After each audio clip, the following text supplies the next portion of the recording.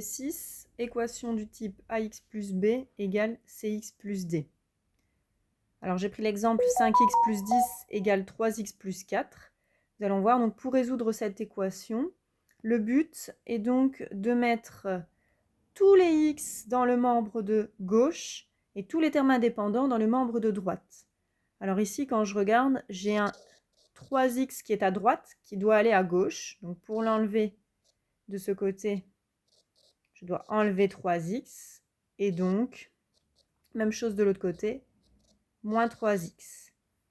On se retrouve alors avec 5x moins 3x, 2x, plus 10 égale 4. Ensuite, on a le terme indépendant, le plus 10, qui doit être dans le membre de droite. Donc, pour l'enlever du membre de gauche, je fais moins 10 également dans le membre de droite. Il me reste 2x égale 4 moins 10, moins 6. Dernière étape, neutraliser le facteur gêneur. Donc, pour enlever un fois 2, on divise par 2. Pareil dans chaque membre de l'équation. Il nous reste alors x égale moins 3. Voilà, ça c'était le premier exemple. Alors un autre exemple, comment faire lorsque on a des équations un petit peu plus complexes. Donc 5x moins 2 plus 3x égale x plus 3x moins 5 moins 9.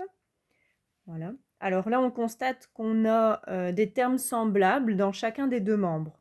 Première étape, on va donc rassembler les termes semblables et réduire au maximum les membres de gauche et de droite. Donc ici, j'ai 5x plus 3x. Et de l'autre côté, ici, on voit que j'ai x plus 3x. Alors, on va déjà réduire cette partie. 5x plus 3x, il me reste donc 8x, moins 2 qui est tout seul. De l'autre côté, x plus 3x, 4x. Et j'ai encore moins 5, moins 9, qui va me donner moins 14. On retrouve l'équation du type ax plus b égale cx plus d. Donc même principe que tout à l'heure. Le but étant de mettre tous les x à gauche. Le 4x, je vais l'enlever pour le mettre à gauche. Je vais me retrouver avec 4x moins 2 égale moins 14. Ensuite, on va enlever le terme indépendant du membre de gauche pour le mettre à droite en faisant plus 2. Plus 2 des deux côtés. Je calcule, il me reste alors dans le membre de gauche 4x et de l'autre moins 12.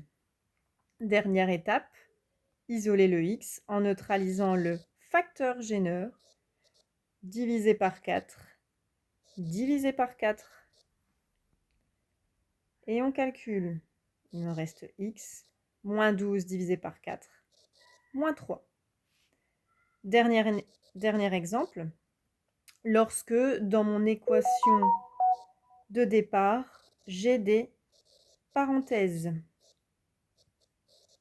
Alors ici, je vous mets une équation qui comporte deux types de parenthèses différentes. La première, on voit qu'on a une distributivité, puisque entre le 5 et la parenthèse, c'est un fois.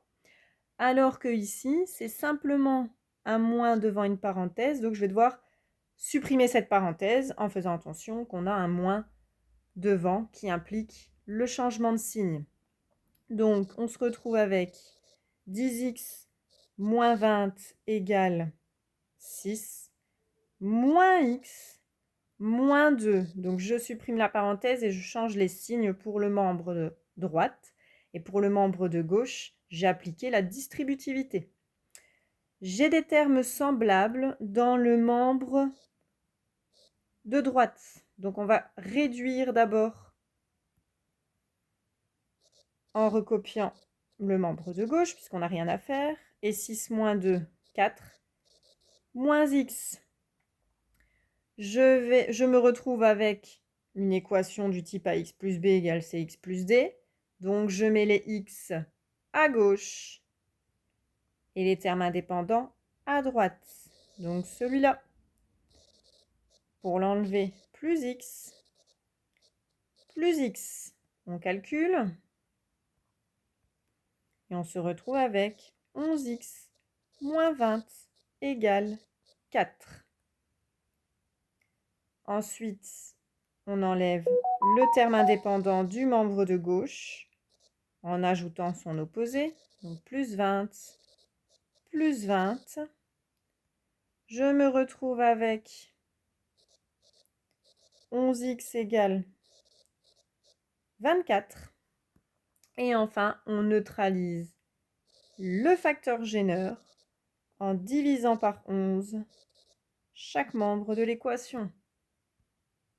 On calcule x égale 24 onzièmes. On laisse la réponse en fraction, puisqu'ici, on n'a pas une fraction réductible avec un nombre décimal limité.